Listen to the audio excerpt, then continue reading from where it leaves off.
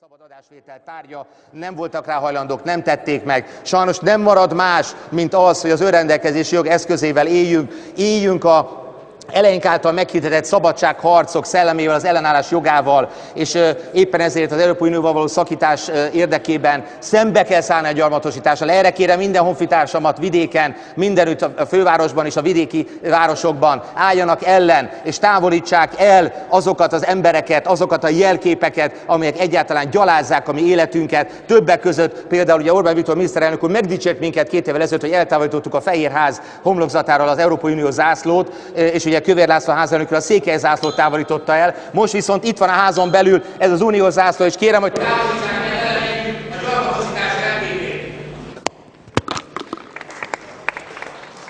Kérem, csak maradjunk meg a parlamentális formában nyugodtan.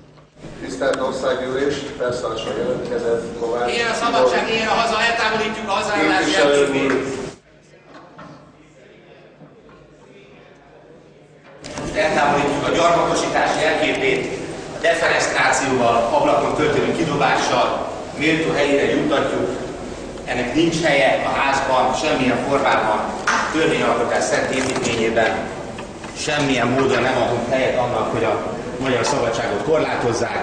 Lehallgat képviselőtársam, hogy látszik a hívószról a hallgatót, és ennek egyében a hazgatási jelképét és arra kérjük mindenkit az országban, hogy védjük meg a magyar szabadságot, és ennek egyében mindenhonnét távolítsuk el, lehetőség szerint nyilván a jogszerűség keretei között ezeket az uniós zászlókkal. Meg kell változtatni ezt a törvényt. Micsoda dolog ez, hogy gyarmatosítás szimbolizáló szimbólumok ott vannak az óvodáink, az iskoláink, a középületeinken, miközben ez a rabságunk, a megfosztottságunk jelképe.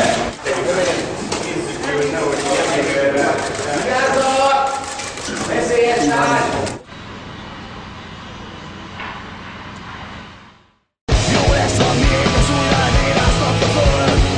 Csillagos lovagó nem kell, csak piros fehér zöld. Jó lesz a miénk, az ujján éráztatta föl. Csillagos lovagó nem kell, csak piros fehér zöld.